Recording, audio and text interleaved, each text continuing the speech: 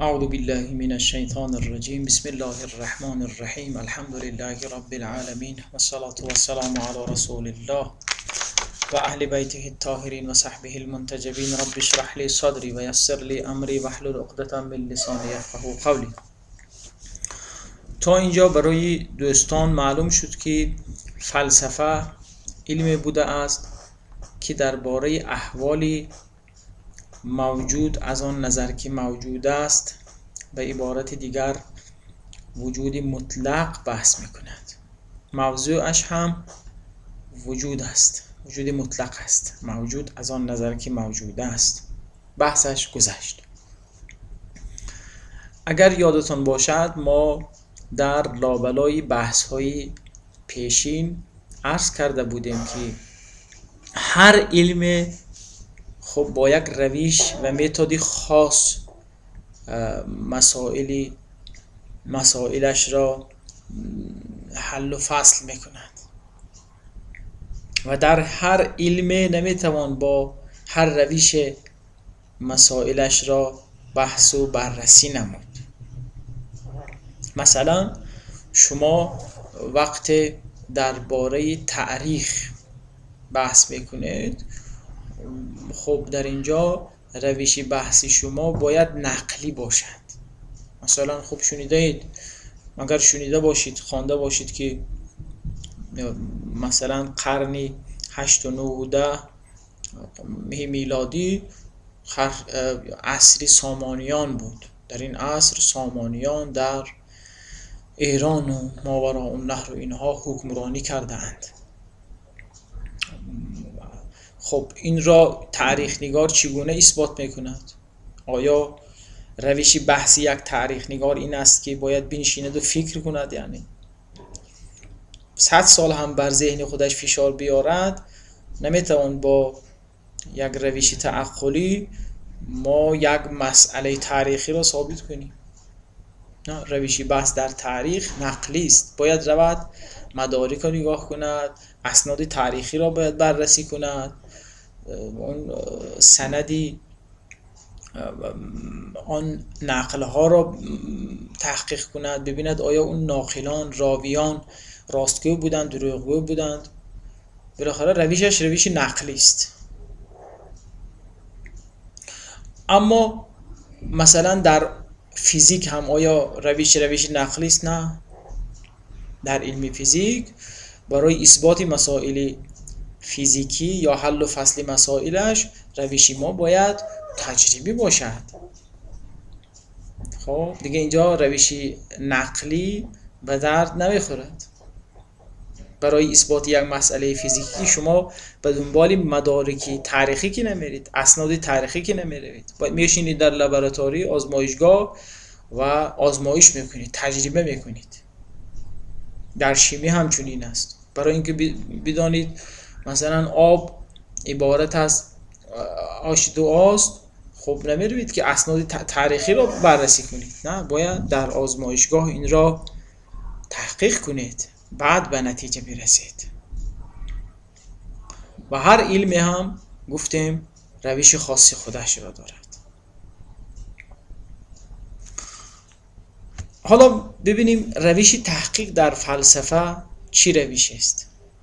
نقلی کی نیست و تجربی هم کی نیست، چون موضوع علم فلسفه موجود، حالا بعدا معلوم می شود که موجود خودی وجود چیزی دیدنی یا شنیدنی یا چشیدنی یا عرضم بزرگ شما لمسیدنی نیست.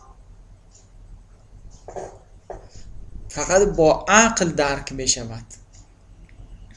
وجود با عقل درک می شود. حالا بعداً خواهد معلوم می شود این انشاءالله. خب برای همین هم گفتند که روش تحقیق و بررسی مسائل فلسفی روشی تعقلی است، عقلی است.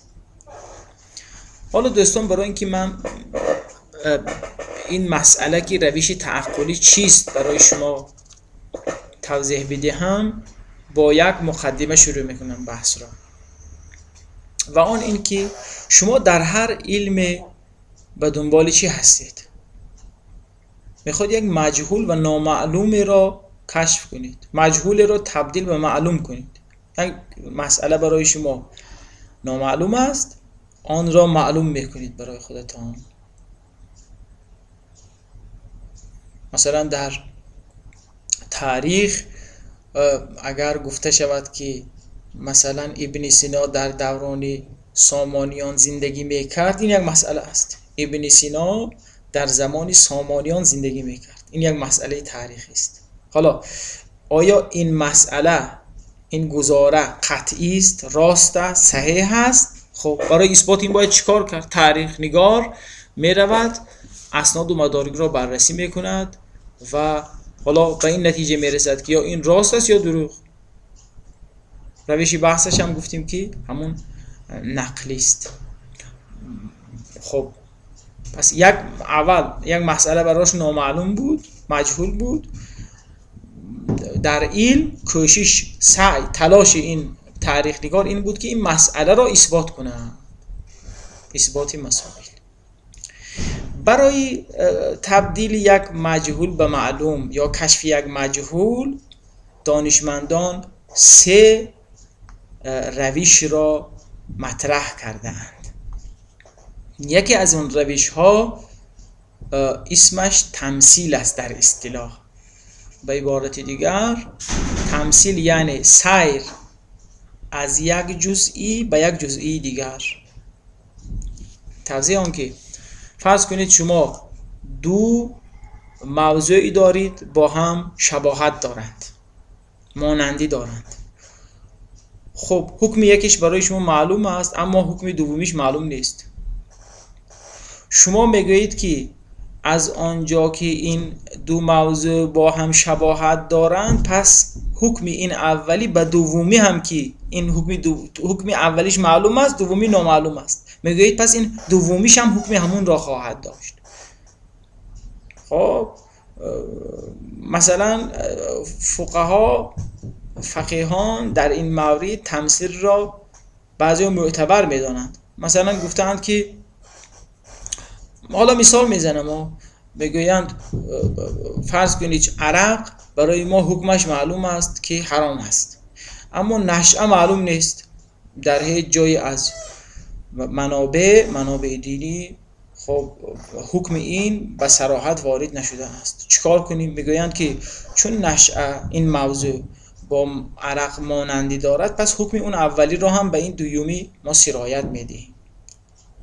اینو میگن تمثیل. تمثیل در فقه نامش قیاس است، غیر از قیاس منطقی است، قیاس فقهی است. تمثیل اعتبار ندارد. در فقه هم که با آن اعتبار داده اند به خاطر شباهت موضوع نیست، به خاطر اینکه علتی اولی در دومی هم یافت می شود. مثلا فقها گفتند که علت حرمت حرام بودن عرق مست کنندگی آن است. خب این علت یعنی مست کردن، بیهوش کردن در نشأه هم دیده می شود، به همین خاطر اون حکم به این سرایت می شود. خب این ما کاری با گفته و فتواهای فقها فعلا نداریم.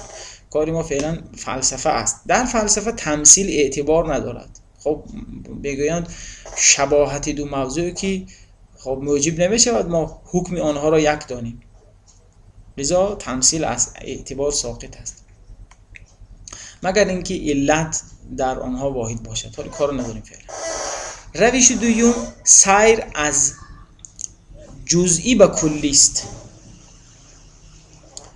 توضیح اینکه مثلا شما افرادی یک ماهیت را، چند فردش را بررسی میکنید و میبینید که همه اینها در یک حالت، در یک حکم مشترک هستند. اون وقت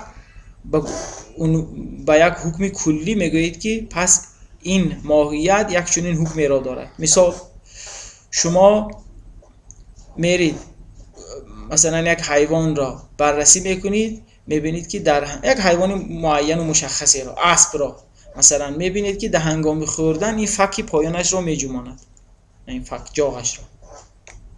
بعد میرید سراغ گاو، میبینید گاو هم هنگامی خوردن این فک پایینش رو میجماند. میرید سراغ سگ، سگ هم هنگامی خوردن فک پایینش رو میجماند. شما چند تا فرد از یک ماهیت هم حیوان را که بررسی کردید، اون وقت میگویید که ها پس این حکم صادر میکنید حیوان ها هنگامی خوردن فک پایینشان را میجنبانند. یعنی سیر از جزئی، چند تا جزئی و کلی همین حکم کلی که دادیم. هر حیوانی شما حکم کردید درباره همه حیوان ها، چی در گذشته بود، چی در همین الان هستند و چی در آینده خواهند بود، یا حکم کلی صادر کرد. این رو اسمش رو استقرا میگویند در اصطلاح فلسفه. خب ها استقرا آیا یقین آور است؟ احکام استقرایی، احکامی که از طریق استقرا به دست آمده اند، آیا یقینی قطعی هستند؟ خب فلسفه میگوید نه. چرا؟ البته استقرا دو گونه است دوستان، استقرای تام و استقرای ناقص. استقرای تام این که شما تمام افراد یک ماهیت را بررسی کنید، تمامش را، همه اش را. خب در این صورت استقرای تام قطعی است، حکمش، نتیجه اش عرضم حضور شما یقین آور است، شکی نیست. اما آیا استقرای تام امکان پذیر است اصلا؟ آیا ما ماهیتی داریم که تمام افرادش را بررسی کرده باشیم؟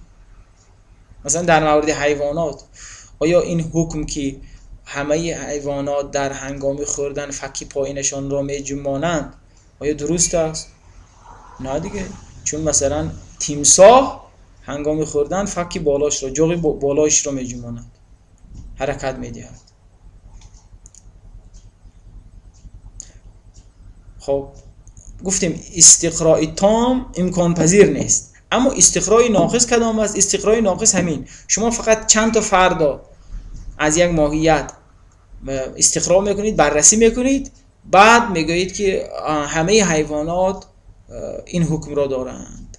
این یقین آور نیست، این قطعی نیست استقرای ناقص، چون چی بسا بعضی فردهایی از این ماهیت پیدا خواهد شد که یک حکم دیگر دارند. یعنی با مجرد اینکه اینها با هم، یعنی چند تا فرد از یک ماهیت یک حکم را دارد، شما نمیتونید با همه اش سرایت دهید.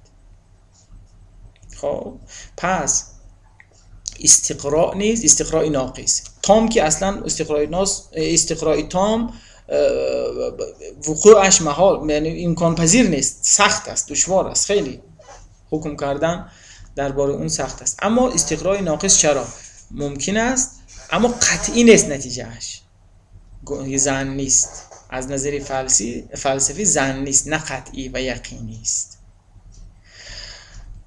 خب روش سوم روش قیاس منطقی است، حرکت از یک کلی به جزئیات.